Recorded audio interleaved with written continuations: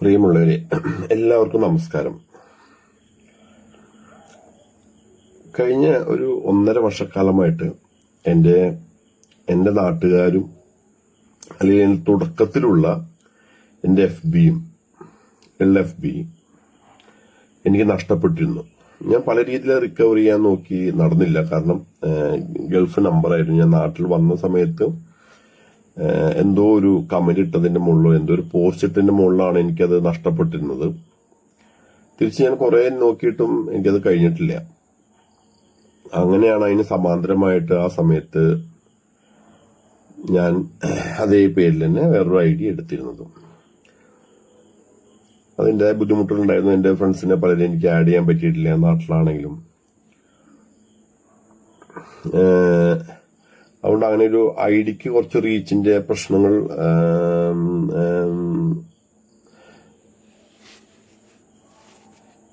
നിലനിൽക്കുന്നുണ്ട്. അപ്പൊ നമുക്ക് നമ്മുടെ ID അങ്ങനെ ഒരു പ്രൊമോട്ട് ചെയ്യുക, അങ്ങനെ ഒരു രീതിയിലൊന്നും വേറെ രീതിയിലൊന്നും ആളുകളെ വെച്ച് പ്രൊമോട്ട് ചെയ്യുക, അത്തരം തരങ്ങളിലൊന്നും നമ്മള് ശ്രമിച്ചിട്ടില്ല. പക്ഷെ 2019 എന്റെ ആദ്യ പുസ്തകം, അതിപ്പോ നമ്മളെ സംബന്ധിച്ചോളം അത് വലിയൊരു വിഷയമാണ്. വലിയൊരു എന്താ പറയാ, ഒരാളുടെ മൈൽ സ്റ്റോൺ എന്ന് പറയുന്നത് ഒരാളുടെ ഒരു വലിയൊരു സംഭാവനയാണ് നമ്മുടെയൊക്കെ ലൈഫില്. അതിന് ഒരുപാട് ഫാക്ടേഴ്സ്, ഒരുപാട് ഘടകങ്ങൾ ഉണ്ടായിരുന്നു. ചെറിയ ചെറിയ രീതിയിലൊക്കെ ഞാൻ പലതവണ അത് പറഞ്ഞിരുന്നു. അതങ്ങനെ ആദ്യം വലിയ കാര്യമായിട്ട് ഞാൻ മനസ്സുകൊണ്ട് എടുത്തിരുന്നില്ല. പക്ഷെ പോകെ പോകെ പുസ്തകത്തിന്റെ പല റിവ്യൂകൾ വരികയും പലരും പേഴ്സണലി നമ്മളോട് വളരെ ഡീപ്പായിട്ട് പറയുകയും ചെയ്തപ്പോ ഞാൻ അതിന്റെ പുറകില് എന്നെ തന്നെ മറന്നുകൊണ്ട് സഞ്ചരിച്ചു. വേറൊന്നും കൊണ്ടല്ല, നമ്മുടെ മാതാപിതാക്കളെ കുറിച്ചിട്ടുള്ള പുസ്തകമായിരുന്നു അത്. ആ മാതാപിതാക്കളെ കുറിച്ചില്ലെങ്കിലും കുറിച്ചുള്ള പുസ്തകം, അതില് വളരെ ഡീപ്പായിട്ട് എന്റെ ഫാദറുമായിട്ടുള്ളൊരു ബോണ്ട് ആണ് ഞാൻ അതില് വളരെ വ്യക്തമായി പറഞ്ഞിരുന്നത്. അതില് എനിക്ക് വളരെ ഇഷ്ടപ്പെട്ട ഒരു റിവ്യൂ ഉണ്ടായിരുന്നു. അവര് ഇന്നും എന്റെ വലിയൊരു അമ്മയുടെ സ്ഥാനമുള്ള സ്ത്രീയുണ്ട്. അവര് ഏങ്ങണ്ടിയൂർകാരിയാണ്. അപ്പൊ അവരെന്നോട് പറഞ്ഞിട്ട് എനിക്ക് തോന്നുന്നു ഒരു കണ്ണുനീരെങ്കിലും വരുന്ന രീതിയിൽ പറഞ്ഞു. അവരുടെ അച്ഛൻ ഹരിഹരൻ ചെറുപ്പത്തില് അച്ഛനെ നോക്കിയിട്ട് സ്കൂളിൽ പോയ ഒരു അധ്യാപികയാണ് ഞാൻ. എന്റെ ഒരു സിമ്പിളായിട്ടുള്ളൊരു മെസ്സേജ് കണ്ടപ്പോഴാണ് അച്ഛനെ പറ്റിയുള്ള പുസ്തകമാണല്ലോ എന്ന് വെച്ച് അവർ വായിച്ചത്. വായിച്ച ശേഷം ഞാൻ പോലും പറയുന്നതിന് മുന്നേ തന്നെ അവർ എനിക്ക് പേഴ്സണലായിട്ട് മെസ്സേജ് അയക്കുകയും ഫേസ്ബുക്കിൽ ഇടുകയും ചെയ്തു. അപ്പോഴും ഞാൻ നമ്മള് ഇതെങ്ങനെ ഇത് മുന്നോട്ട് കൊണ്ടുപോകണം നമുക്കും അറിയില്ല ആ പുസ്തകം. പക്ഷെ ഫസ്റ്റ് എഡിഷൻ ഒരു വർഷം തികയുന്നതിന് മുന്നേ തന്നെ ഫസ്റ്റ് എഡിഷൻ 1000+ കോപ്പീസ് പോയി. നമ്മുടെ ഫുൾ എഫർട്ട് തന്നെയാണ് കേട്ടോ, നമ്മുടെ ഫുൾ എഫർട്ട് തന്നെയാണ്. അടുത്ത വർഷം ഷാർജ ബുക്ക് ഫെയറിൽ അത് സെക്കൻഡ് എഡിഷൻ ഇറക്കി. 3 ഭാഷയിൽ, അറബിക്, തമിഴ്, ഇംഗ്ലീഷ് 3 ഭാഷകളിലും ഇറങ്ങി. അവിടെ വെച്ച് തന്നെ എനിക്ക് ആ മലയാളത്തിന്റെ വളരെ കുറച്ച് കോപ്പീസേ ബാക്കി ഉണ്ടായുള്ളൂ. ഇംഗ്ലീഷ്, അറബിക്കും പിന്നത്തെ നെക്സ്റ്റ് ഇയറിൽ ഏകദേശം തീർന്നിട്ടുണ്ടായിരുന്നു. കുറച്ചെങ്ങാണ്ട് ബാക്കിയുണ്ടല്ലോ. അതെല്ലാം അറബിക്ക്, ഇംഗ്ലീഷ് ഇപ്പൊ തീർന്നോളൂ, ഔട്ട് ഓഫ് സ്റ്റോക്കാണ്. മലയാളം ഈ ഒരു ഇൻസ്പിറേഷൻ കൊണ്ട് ഞാൻ വീണ്ടും ഈ 2024 3rd എഡിഷൻ ഞാൻ ഇറക്കിയിട്ടുണ്ട്. ഇത് അന്ന് 96 പേജുള്ള പുസ്തകമായിരുന്നു. ഇന്നത് 144 പേജുള്ള പുസ്തകമാണ്.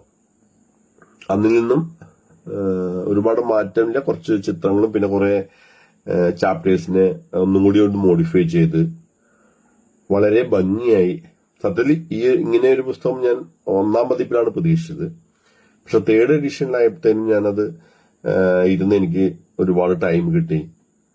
അതിൽ ചെയ്ത് മോഡിഫൈ നല്ലൊരു പുസ്തകം നല്ല രീതിയിൽ മികച്ച രീതിയിൽ ഇറക്കാൻ കഴിഞ്ഞിട്ടുണ്ട്. ഇപ്പൊ പറഞ്ഞു വരുന്നത് നമ്മളൊരു ഈ ഒരു 2019 മുതൽ 2024 വരെ ഈ ഒരു പുസ്തക ലോകത്തില് ഞാൻ സഞ്ചരിച്ചുകൊണ്ടിരിക്കുകയായിരുന്നു. അതിൽ പ്രധാനമായിട്ടും 70% UAE-യിലാണ്. നമുക്കറിയാം അവിടുത്തെ പരിമിതികൾ. പക്ഷെ എന്നെ സംബന്ധിച്ചുള്ള ഈ പരിമിതികളെ ബ്രേക്ക് ചെയ്തേ പറ്റൂ. എനിക്ക് ഈ പരിമിതികൾ പൊതുവെ എന്റെ ഒരു നേച്ചർ അങ്ങനെയാണ്. നമ്മളൊക്കെ ഒരു ഇല്ലായ്മയിൽ നിന്ന് വളർന്നു വന്ന ആളാണ്. അപ്പൊ നമുക്ക് ഇല്ലായ്മ എന്ന് പറഞ്ഞിരിക്കുന്നതിനോട് എനിക്കിന്നും താല്പര്യമില്ല. നമ്മൾ ഇല്ലായ്മയെ നമ്മൾ ബ്രേക്ക് ചെയ്യണം. സോ നമ്മൾ നമ്മൾ അന്വേഷിക്കണം.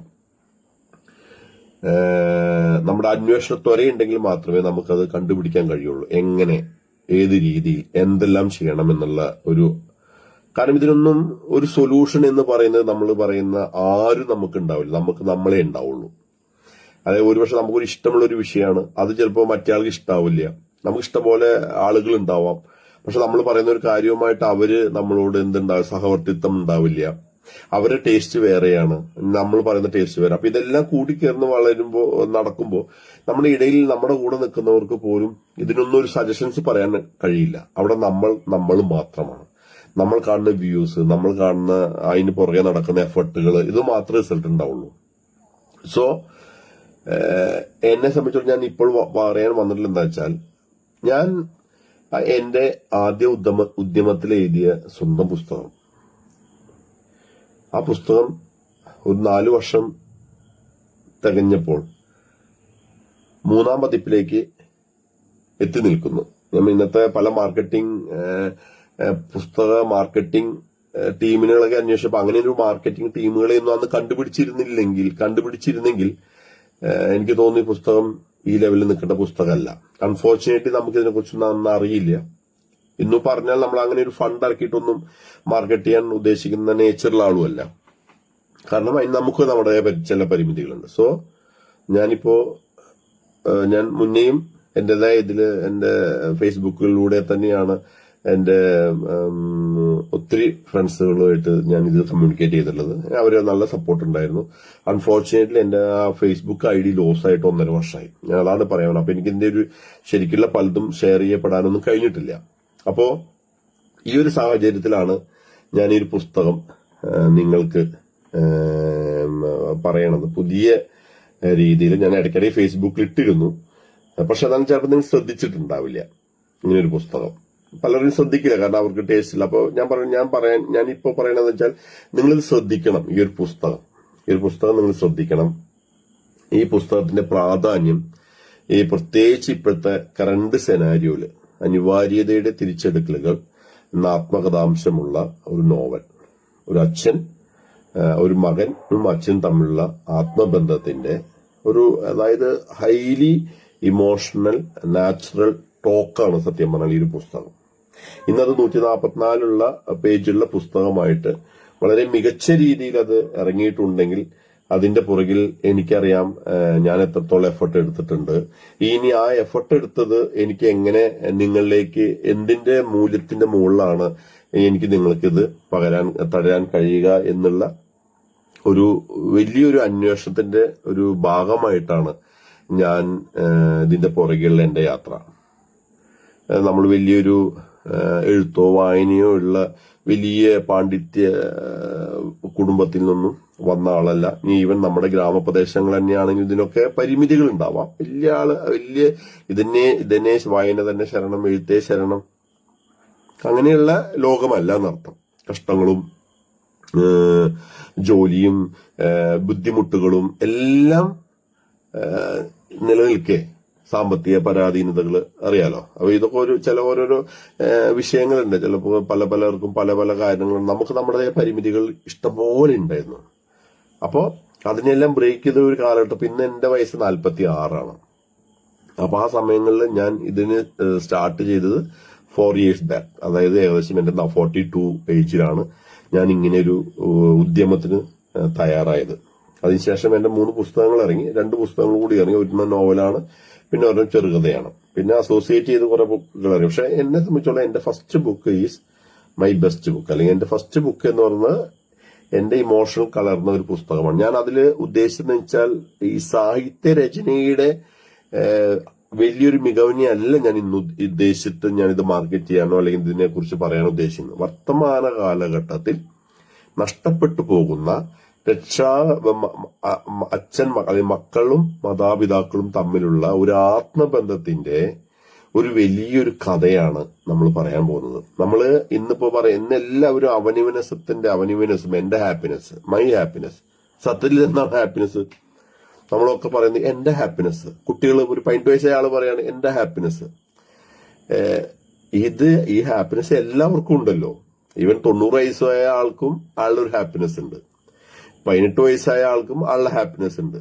ഇതൊരു 90 വയസ്സുകാരന്റെ സന്തോഷത്തെ ഇല്ലായ്മ ചെയ്തുകൊണ്ട് ഒരു 18 വയസ്സുകാരൻ ഹാപ്പിനെസ് കണ്ടുപിടിക്കണം എന്ന് പറയുന്ന ചേതോവികാരത്തിന് മുകളിൽ വിശ്വസിക്കാൻ എനിക്ക് പാടുണ്ട്. മീൻസ് ഇതുപോലെ പലരും ബുദ്ധിമുട്ടുണ്ടാവും. ഒരു മനുഷ്യനെ ഒരു കരതലത്തിൽ നിന്നുകൊണ്ട് നമുക്ക് അവനെ ജീവിക്കാൻ, ജന്മം ഈ ഭൂമിയിൽ കിട്ടിയിട്ടുണ്ടെങ്കിൽ മരണം വരെയും ആ സൃഷ്ടിയെ ഇവിടെ ജീവിപ്പിക്കാൻ നമുക്കെല്ലാം അവകാശമുണ്ട്. അതാണ് ഭൂമിയുടെ അവകാശികൾ. നമുക്ക് അവരുടെ അവകാശമുണ്ട്, കൊല്ലാൻ അവകാശമില്ല. അപ്പോ ഈ ഒരു കറണ്ട് സെനാരി, ഇപ്പൊ ഭൂമി, പ്രകൃതി, അല്ലെങ്കിൽ പല ബോണ്ടഡ് ആയിട്ടുള്ള കുറെ സ്നേഹങ്ങളെല്ലാം ഒരു മിഥ്യ ഊതി വീർപ്പിച്ച ബലൂൺ മാത്രമാണെന്ന് കരുതുന്ന ഈ ഒരു കാലഘട്ടത്തിൽ മാതാപിതാക്കളും മക്കൾക്കുമുള്ള ഒരു ആത്മബന്ധത്തിന്റെ വലിയൊരു കഥയാണ് ഞാൻ ഈ പുസ്തകത്തിൽ പറഞ്ഞിരുന്നത്. ഞാൻ വീണ്ടും പറയുന്നു, ഇതിന് ഞാൻ മാർക്കറ്റ് ചെയ്യാൻ ഹൈ ഇൻവെസ്റ്റ് ചെയ്യുന്ന ഒരു മാർക്കറ്റിംഗ് ടീമിനെ കാണുകയോ അല്ലെങ്കിൽ ആ രീതിയിൽ ഇതിനെ അപ്രോച്ച് ചെയ്യുകയോ ചെയ്തിട്ടില്ല, ഇന്ന് വരെയും ചെയ്തിട്ടില്ല. പക്ഷെ ഇതിന്റെ 3ാം പതിപ്പിലേക്ക് ഞാൻ എത്തുമ്പോൾ എനിക്ക് കിട്ടിയ റിവ്യൂസും എന്റെ മനസ്സിലേക്ക് ചിലർ തന്ന ഒരു വലിയൊരു ഊഷ്മളതയുണ്ട്, സ്നേഹത്തിന്റെ അല്ലെങ്കിൽ ഒരു കരുതലിന്റെ ഒരു സംഭവം എനിക്ക് കിട്ടിയപ്പോൾ എനിക്കുണ്ടായ ഒരു ഉണർവാണ്. ശരി, ഈ പുസ്തകം നിൽക്കാൻ പാടില്ല, ഇതൊരു കണ്ടിന്യൂറ്റി ഉണ്ടാവണം. അങ്ങനെയാണ് ഈ പുസ്തകം 3ാം പതിപ്പിലേക്ക് ഇറങ്ങിയതും. ഇനി അടുത്തതിന്റെ ഇംഗ്ലീഷ് 2nd എഡിഷൻ വരുന്നുണ്ട്. അപ്പോ ഇതെനിക്ക് രണ്ടും നല്ല രീതിയിൽ ഈ പുസ്തകം ഇനിയും മുന്നോട്ട് പോകണം. ഇപ്പൊ നിൽക്കുന്ന 3 അൺഫോർച്യുനേറ്റ്ലി ഇത് 3 കുറവാണ്, എന്നെ സംബന്ധിച്ചത് കുറവാണ്. അപ്പൊ എനിക്ക് അത് ഒരുപാട് ആളുകളിലേക്ക് വായിക്കാൻ എത്തണം. കാരണം ഞാൻ ഇതില് എന്റെ ഹൃദയം കൊണ്ട് കോറി വരച്ച വളരെ മനോഹരമായ ചില വിഷയങ്ങളുണ്ട്.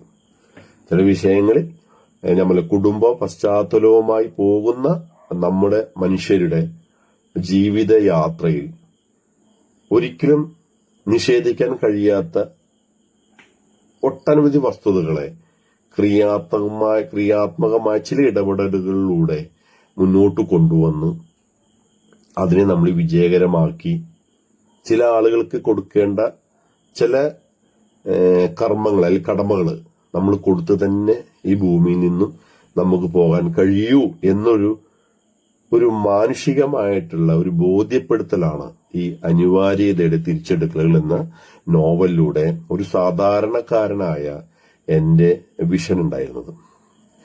ഒരു പരിധിവരെ എന്റെ പരിമിതികളിൽ നിന്നുകൊണ്ട് ഞാനത് വിജയിച്ചിട്ടുണ്ട്. കാരണം ഒരു പതിപ്പിലൂടെ നിർത്തിയിട്ടില്ല. 1000 കോപ്പിക്ക് മുകളിൽ 1000 കോപ്പി പ്ലസ് 1000 കോപ്പിയുടെ പ്ലസ് ആണ് എന്റെ ആദ്യ പതിപ്പ് ഉണ്ടായിരുന്നത്. അത് ഞാൻ വളരെ ഭംഗിയായി വിറ്റഴിക്ക് ശേഷം 2nd എഡിഷൻ ഇറങ്ങി. 3rd എഡിഷനിൽ സുസമസ്യ പബ്ലിക്കേഷൻസ് അവരോട് ഇത് ബുക്ക് കൊടുത്ത് വായിപ്പിച്ച ശേഷം അവർ പറഞ്ഞു 3rd എഡിഷൻ ഞങ്ങൾ ഇറക്കി തരാം എന്ന് പറഞ്ഞു. അവർ ഇറക്കി തന്നിട്ടുണ്ട്. വളരെ മനോഹരമായ പുസ്തകം, എനിക്ക് ഇഷ്ടപ്പെട്ടു. വളരെ നല്ല കവർ പേജും എല്ലാം അടിപൊളിയായിട്ടുണ്ട്. എനിക്ക് ഇഷ്ടപ്പെട്ട രീതിയിൽ തന്നെ തന്നിട്ടുണ്ട്. ഇന്നറിലെല്ലാം കുറച്ച് ചിത്രങ്ങൾ ഉൾപ്പെടുത്തി. പക്ഷെ സൂപ്പർ ബുക്കാണ്. അപ്പൊ ഇത് ഞാൻ നിങ്ങളോട് പറയുന്നതാണ്. ഇത് എന്തുകൊണ്ടാണ് ഇത്രയും ഹൈലൈറ്റ് ചെയ്ത് ഞാൻ പറയണമെന്ന് വെച്ച് കഴിഞ്ഞാല്, നമ്മളൊക്കെ ചില സമയങ്ങളിൽ കൺഫ്യൂഷൻ ആക്കപ്പെടും. ഒരു നിരാലംബരായി നിൽക്കുന്ന സമയങ്ങളിൽ വളരെ നമ്മൾ ഡിപ്പെൻഡ് ചെയ്യേണ്ടി വരും. അവിടെ ചിലപ്പോൾ കള്ളനുണ്ടാവാം, ഈ എന്താ പറയാ, ഞാനൊരു ചില സംശയത്തിന്റെ ഇതായിട്ട് ഒരു അധ്യാപകനോട് ചില കാര്യം ചോദിച്ചു. മാഷ് പറഞ്ഞു, ആ അധ്യാപകൻ പറഞ്ഞു, ചിറാപുഞ്ചിയിലാണല്ലോ നമ്മുടെ ഏറ്റവും കൂടുതൽ മഴ കിട്ടുന്ന സ്ഥലം. അവിടെ മഴ പെയ്യുന്നത് ആരെങ്കിലും പറഞ്ഞിട്ടാണോ? അവിടെയും എല്ലാ തരത്തിലുള്ള മനുഷ്യരുണ്ട്. അപ്പൊ നമ്മൾ ചില ആളോട് നന്മ ചെയ്തിട്ടാണ് ഇത് ചെയ്യുന്നത്, അതൊക്കെ പറയുമ്പോഴും ചിലയിടങ്ങളിൽ ചില കാര്യങ്ങൾ നമ്മൾ ചെയ്യേണ്ടതുണ്ട്. ചിലപ്പോൾ അവിടെ ഒരു ഫലം മധുരമുള്ളതാവണം എന്ന് ആഗ്രഹിച്ചിട്ട് ആവരുത്. അപ്പോ അങ്ങനെ നമ്മൾ ഒരു പർട്ടിക്കുലർ സിറ്റുവേഷനിലൂടെ കടന്നു പോകുമ്പോൾ നമുക്ക് കിട്ടുന്ന ഒരു മനോബലം, മനസ്സിന് കിട്ടുന്ന ഒരു മനോബലം തന്നെയാണ് നമ്മുടെ ജീവിതത്തിൽ മുന്നോട്ടുള്ള യാത്ര. നമ്മൾ ചെറുപ്പം മുതലേ കണ്ട അല്ലെങ്കിൽ ഒരു സാധാരണക്കാരനായ ഒരു മനുഷ്യന്റെ ഏറ്റവും പ്രധാനപ്പെട്ട ബാക്ക് ബോൺ എന്ന് പറയുന്നത് അച്ഛനും അമ്മ തന്നെയാണ്. എന്റെ കൺസെപ്റ്റിലാണ്. വേറൊരു ലോകം അവര് കണ്ടിട്ടില്ല. അതും ഒന്നുമില്ലായ്മയിൽ വളർന്നു വന്നവന്റെ ഒന്നുമില്ലായ്മ വളർന്നു വന്ന് റൂമിലെ മാത്രം അടച്ചിരിക്കുന്നതല്ല, സോഷ്യൽ കമ്മിറ്റ്മെന്റ് ഉള്ള ഒരു മനുഷ്യൻ, അവന്റെ അതായത് കഷ്ടവും ദാരിദ്ര്യവും എല്ലാമുള്ള ആ ഒരു മനുഷ്യന്റെ ഒരു ദൈവം ആയിട്ട് അവൻ കാണുന്നത് അവന്റെ അച്ഛനെ അമ്മയെ തന്നെയായിരിക്കും ഈ ഭൂമി ലോകത്ത്. അതല്ലാതെ വരണമെങ്കിൽ അത്രയും ക്രൂരമായ പീഡനങ്ങൾ ഏറ്റുവാങ്ങി മുന്നോട്ട് പോകുന്ന ഒരുത്തം മാത്രമേ അല്ലാതെ ഒരാളാവാൻ പറ്റുള്ളൂ. അല്ലാത്ത എല്ലാവരുടെയും കണ്ണിൽ കാണുന്ന ദൈവം അവരുടെ അച്ഛനും അമ്മ തന്നെയാണ്. അവര് ഇല്ലാതാവുക എന്ന് പറയുന്നത് അവരുടെ ജീവിതത്തിലെ വലിയൊരു ഇല്ലായ്മയാണ്, ഒരു നഷ്ടമാണ്. മനസ്സിലാവണം. ആ ഒരു വലിയൊരു മെസ്സേജ് ഒരു പക്ഷെ ഇത് നമ്മളൊക്കെ കാണുന്ന ഒരു സാധാരണ വിഷയമായിരിക്കാം. അച്ഛനെ നമ്മൾ നോക്കില്ലേ, അമ്മയെ നമ്മൾ നോക്കില്ലേ, നോക്കും. ഈ നോക്കൽ എന്ന് പറയുന്നത് പല രീതിയിൽ നോക്കാം. ഒരു മനുഷ്യന്, അതായത് ഞാൻ അത് പറയുന്നത് അങ്ങനെ ഒരു മാർക്കറ്റിംഗ് ശൈലി, അത് ഇപ്പൊ ഒരു വാണിജ്യ ലോകം, കൊമേഴ്ഷ്യൽ വേൾഡ് ആണ് അല്ലെ. കച്ചവടം നിങ്ങൾ ചെയ്യുന്നില്ലേ? ഉണ്ട്. ലാഭം ഉണ്ടാക്കാനാണല്ലേ ചെയ്യുന്നത്? അതെ, ലാഭം വേണം. ഈ ഒരു ലാഭക്കണ്ണ് നമ്മുടെ കുടുംബ ജീവിതങ്ങളിൽ വന്നു കയറിയ ഒരു കാലഘട്ടത്തിലാണ് ഒരു സാധാരണക്കാരനായ മനുഷ്യൻ ലാഭേച്ഛകളെ നോൽക്കാതെ, തന്റെ കയ്യിലുള്ള റിസോഴ്സുകളെ നോൽക്കാതെ ഒരു കാര്യത്തിലേക്ക് എടുത്തു ചാടാനുണ്ടായ ചേതോവികാരം എന്ന് പറഞ്ഞു കഴിഞ്ഞാൽ അവൻ കണ്ണിലുണ്ണിയായിട്ട് കാത്തിരുന്ന ഒരു വിഗ്രഹമാണ് അവന്റെ തങ്കപ്പെട്ട അച്ഛൻ. അതിന് കാരണം ഒരുപാട് ഫാക്ടേഴ്സ് ഉണ്ട്. അപ്പൊ അതെല്ലാം ഉൾക്കൊണ്ടുകൊണ്ട് നമ്മളിതിൽ ചിത്രീകരിച്ച് പറയുമ്പോൾ അത് മനസ്സിലാക്കാനുള്ള ഒരു ലോകത്തെ നമ്മൾ കണ്ടെത്തണം. കാരണം ഇത് കാലഘട്ടം എത്ര കഴിഞ്ഞാലും ഈ അടിസ്ഥാനം നഷ്ടപ്പെട്ട് നമ്മൾ ഉണ്ടാക്കിയെടുത്ത എല്ലാത്തിനും നമുക്ക് ഉണ്ടാകാവുന്ന ഒരു വലിയ വേദനയുണ്ട്. ഇന്ന് ഈ തനിമ നഷ്ടപ്പെട്ടു കഴിഞ്ഞു. ഒരു സ്നേഹത്തിന്റെ ഒരു ബോണ്ടിന് ഒരു വലിയൊരു മൈൻഡ് ട്രാൻസ്മിഷൻ ഉണ്ട്. മനസ്സുമായി നമ്മൾ അറിയാതെ ട്രാൻസ്ഫോം നടന്നു പോകുന്ന ഒരു സംഭവമുണ്ട്. എഴുതാൻ പലതും എഴുതാം, ഇല്ലാത്തതും എഴുതാം. പക്ഷെ ഉള്ളത് എഴുതുന്നത്, ഹൃദയം കൊണ്ട് എഴുതുന്ന ചിലതിന് ഒരു വികാര വായ്പുണ്ട്. അത് നമുക്ക് വായിക്കുമ്പോൾ കിട്ടണം. ഇന്നിറങ്ങുന്ന പുസ്തകങ്ങൾ എല്ലാത്തിലും അതുണ്ടോ എന്ന് ചോദിച്ചാൽ വായനക്കാരനായ പലരും പറയേണ്ടി വരും. മീൻസ് അവരല്ലോ പറയാ, അതിന് നമുക്കത് പറയാൻ പറ്റില്ല. ഇന്ന രീതിയിൽ ഏതൊന്നും നമുക്ക് പറയാൻ പറ്റില്ല. അതെല്ലാം മാറ്റി നിർത്തിക്കൊണ്ട് ഞാൻ പറഞ്ഞത്, ഈ അനിവാര്യതയുടെ പുസ്തകം മനുഷ്യ മനസ്സുകളിൽ ഒരുപാട് കടന്നു കയറണം. എന്തുകൊണ്ടാന്ന് വെച്ചാൽ ഈ ഒരു വർത്തമാനകാലം നമുക്ക് ഇപ്പൊ പേടിയായി. ഇപ്പൊ നാട്ടിൽ വന്നു കൊടും ചൂടാണ്. പ്രകൃതിക്ക് പോലും നമ്മളോടൊരു എന്താ പറയാ സ്നേഹമില്ല. പ്രകൃതി നമ്മളെ ഇത്രയും ക്രൂരമായി ശിക്ഷിക്കുകയാണോ എന്ന് വരെ തോന്നിപ്പോകും. അതിന്റെ ശാസ്ത്രീയ വശങ്ങളൊക്കെ എടുത്തു കഴിയുമ്പോൾ ഒരുപാട് കാര്യങ്ങളുണ്ട്. ഇതിൽ കുറെ മനുഷ്യൻ വരുത്തി വെച്ചതാണ്. ഇതുപോലെ നമ്മുടെ കുടുംബങ്ങളിലെല്ലാം നാളെ ഛിന്ന ഭിന്നമാക്കാൻ പോകുന്ന ബന്ധങ്ങളെ കുറിച്ചാണ് ഞാൻ വീണ്ടും പറയുന്നത്. ഇതിപ്പോ ഒരു കാര്യത്തെ കുറിച്ച് വീണ്ടും പറയുമ്പോൾ അയാളുടെ ദീർഘവീക്ഷണത്തിൽ നാളെ നമ്മുടെ എല്ലാവരുടെ വീട്ടിലും സംഭവിക്കാൻ പോകുന്ന വിഷയങ്ങളാണ്. അപ്പോൾ ഇങ്ങനൊരു പുസ്തകം വായിച്ചു കഴിഞ്ഞാൽ അത് കൂടുതൽ മനസ്സിലാക്കാൻ നമുക്ക് എങ്ങനെ കഴിയുന്നു, ചില സിറ്റുവേഷൻ വരുമ്പോൾ നമ്മൾ നമ്മുടെ മനസ്സിനെ പിടിച്ചു നിർത്തേണ്ട ചിലയിടങ്ങളുണ്ട്. ചിരിച്ചു പോകുന്നവനും ചിരിക്കാതെയും നമ്മുടെ കൂടെ ചേർന്ന് നിൽക്കുന്നവനും ഉണ്ട്. മനുഷ്യ അവിടെ മനുഷ്യരെ തിരിച്ചറിയാനുള്ള ഒരു അവസരമുണ്ട്. അവിടെയെല്ലാം നമുക്ക് സാങ്കല്പിക കഥയായിട്ട് എഴുതാൻ പറ്റില്ല. അവിടേക്ക് റിയാലിറ്റി എഴുതിയാൽ മാത്രമേ ഈ ഒരു തരത്തിലുള്ള മറ്റൊരു തരത്തിലുള്ള മനുഷ്യർക്ക് മനസ്സിലാവുള്ളൂ. അപ്പൊ അത് മനസ്സിലാവണമെങ്കിൽ ഈ അനുഭവപരമായ സംഭവങ്ങളെ വായിച്ചു കഴിഞ്ഞാൽ മാത്രമേ അത് മനസ്സിലാവുള്ളൂ. അപ്പൊ അതുകൊണ്ട് തന്നെയാണ് ഈ പുസ്തകത്തിന്റെ പ്രാധാന്യം ഞാൻ ഊന്നി പറയുന്നത്. ഈ അനിവാര്യ തിരിച്ചെടുക്കലുകൾ, ഈ തിരിച്ചെടുക്കലുകൾ ആരെയാണ് തിരിച്ചെടുത്തത്? സ്വന്തം അച്ഛനെയാണ്. എവിടുന്നാണ് തിരിച്ചെടുത്തത്? മരണക്കിടക്കയിൽ നിന്നാണ് തിരിച്ചെടുത്തത്. മരിച്ചു എന്ന് വിധി എഴുതിയ ശാസ്ത്രത്തിന്റെ മുന്നിൽ നിന്നും അവൻ ഒന്നുമില്ലാതിരുന്നിട്ടും അവനൊന്നും അല്ലായിരുന്നു അന്ന്. ആകെ 4 വാചകടിക്കാനുള്ള കഴിവ്, പിന്നെ ഈ ഒരു മനുഷ്യനെ തിരിച്ചെടുക്കണമെന്ന തീക്ഷ്ണമായ ഒരു കണ്ണുകളിൽ പോലും ആ ഒരു അഗ്നിഗോളം പോലെ ഒരു തീക്ഷ്ണമായ ഒരു എന്താ പറയാ, അവന്റെ ആ ഒരു ചിന്തയുണ്ടല്ലോ, അത് മാത്രമായിരുന്നു അവന്റെ കയ്യിൽ ആയുധം. അത് വന്നപ്പോൾ അതിനു വേണ്ടുന്ന എല്ലാ സംഭവങ്ങളും അവന് പുറകെ ഒന്നൊന്നായി വന്നു ചേരുകയുണ്ടായിരുന്നു. നിങ്ങൾക്ക് തന്നെ അറിയാം, ആൽക്കെമിസ്റ്റ് പറയുന്ന വിഷയം തന്നെ. നമ്മുടെ സ്വപ്നം അല്ലെങ്കിൽ നമ്മൾ എന്താണോ തീവ്രമായി ആഗ്രഹിക്കുന്നതിന്റെ പുറകെ നമ്മൾ നടക്കുന്ന എല്ലാ പ്രവൃത്തിയും ആദ്യം കഷ്ടമുണ്ടെങ്കിലും പതിയെ അതിലേക്ക് എല്ലാ വാതിലുകളും തുറന്ന രീതിയിൽ തന്നെ വരികയാണ് ചെയ്തത്. ഈശ്വരൻ പോലും വഴി മാറി നിൽക്കും നമ്മുടെ വഴികൾക്ക് മുന്നിൽ. വിധി എന്ന് പറയുന്നത് പോലും മാറി നിൽക്കും. ഇത് അനുഭവിച്ച് അറിഞ്ഞാൽ മാത്രമേ നമുക്കതിന്റെ റിയാലിറ്റി മനസ്സിലാവുള്ളൂ. ഒരു കെട്ടുകഥ അല്ലാത്ത ചില വിഷയങ്ങളെ നമുക്കത് യാഥാർത്ഥ്യത്തിലൂടെ കടന്നു പോകുമ്പോൾ ബെന്യാമിനും പറഞ്ഞ പോലെ തന്നെ എന്താണ്, നമ്മൾ അനുഭവിച്ചിട്ടില്ലെങ്കിൽ അതൊരു കെട്ടുകഥയാണ്. പക്ഷെ അനുഭവിച്ചം പറയുന്ന വിഷയം നമുക്ക് അനുഭവവേദ്യമല്ലാതെ ഉള്ളതാണെങ്കിൽ അവൻ എന്ത് പറയും, എന്തോ സംഭവത്തിന് പറയാൻ അല്ല. ഈ പുസ്തകം വായിക്കുമ്പോൾ ഒരു ആൺ അല്ലെങ്കിൽ ഒരു മകൻ എന്നുള്ള ഒരു സംഭവം ഒരു കുടുംബത്തില് അച്ഛനും അമ്മയ്ക്കും എങ്ങനെ പരിമിതികളിൽ, അതാണ് ഒരു വാക്ക് അവിടെയുണ്ട്, പരിമിതികളിൽ നിന്നുകൊണ്ടും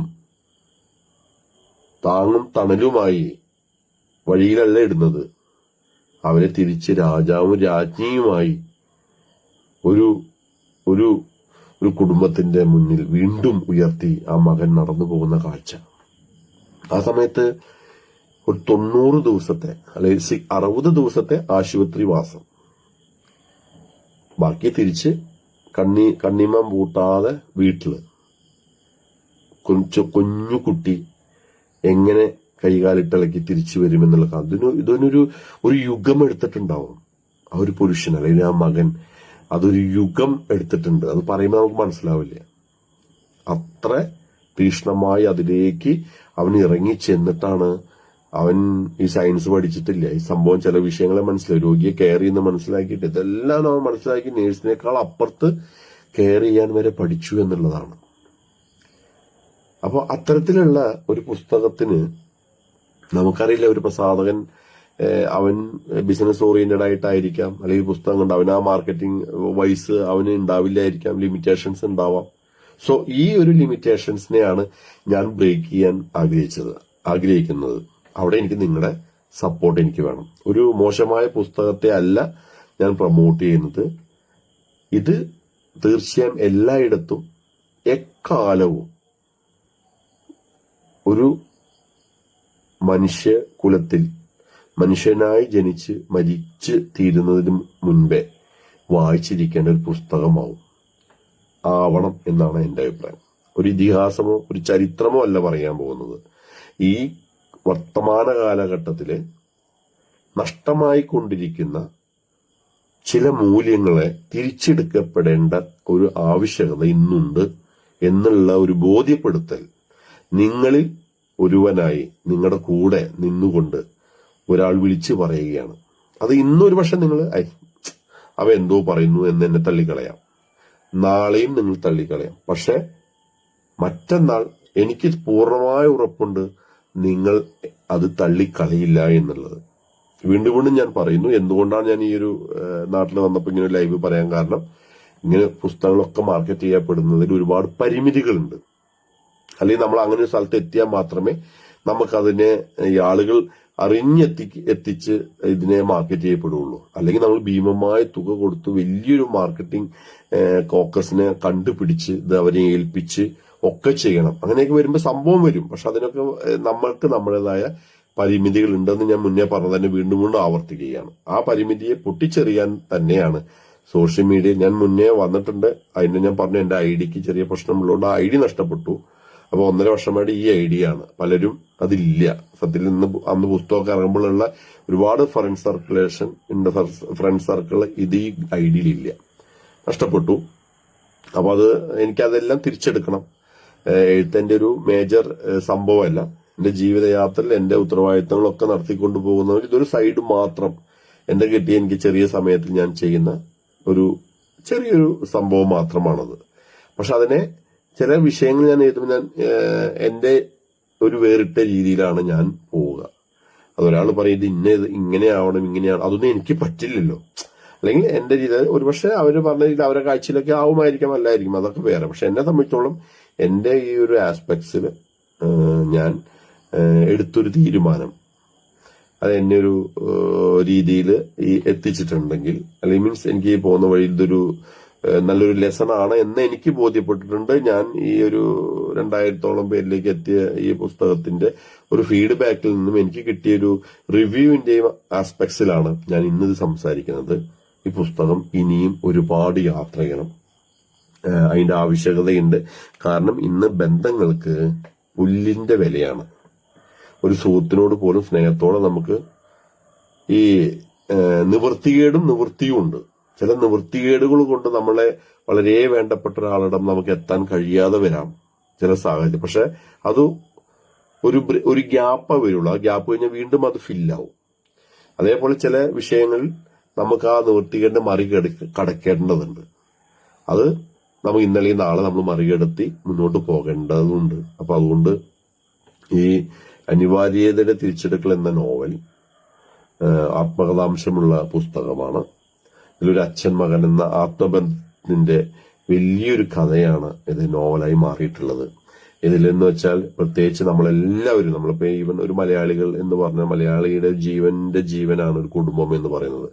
കുടുംബമില്ലാത്ത മലയാളികളില്ല. ഞാൻ എക്സാമ്പിൾ മലയാളി എന്ന് പറഞ്ഞത് മാത്രമേ ഉള്ളൂ. അപ്പോ ആ ഒരു ബേസ് സംഭവങ്ങളിൽ ഈ കുടുംബത്തെ നിലനിർത്തിക്കൊണ്ടുപോയാൽ മാത്രമേ അവന്റെ ജീവിത നേട്ടങ്ങളിലെല്ലാം അവനും പല സപ്പോർട്ട് കിട്ടുള്ളൂ. അല്ലെങ്കിൽ അത് ശിഥിലമായി പോകും. അവൻ സൈക്കോ ആയി മാറുന്നു. അവനൊരു നമ്മൾ പല സിനിമകൾ കാണുന്ന കുറെ അനുഭവങ്ങൾ കേൾക്കുന്നതാണ്. അപ്പൊ ഈ അനുഭവങ്ങളെല്ലാം ഇങ്ങനെ ഒരിക്കൽ ഒരാള് ഇത്തരത്തിൽ ഒരു കെയർ ചെയ്ത്, അല്ലെങ്കിൽ നമ്മളിങ്ങനെ ഫാമിലി അറ്റാച്ച് ചെയ്ത് പോകുമ്പോൾ, അല്ലെങ്കിൽ നമ്മൾ ഏറ്റവും ഇഷ്ടപ്പെടുന്ന ഒരു കഥാപാത്രം അല്ലെങ്കിൽ ഇവരെ മനസ്സിൽ ആരാധിച്ചുകൊണ്ട് പോകുമ്പോൾ അവരൊന്നും ആ രീതിയിലായി പോവില്ല. അവർക്ക് നമ്മളൊന്നും കാണുന്നതിനപ്പുറത്ത് വലിയൊരു കടമ കടക്കേണ്ടതുണ്ട്.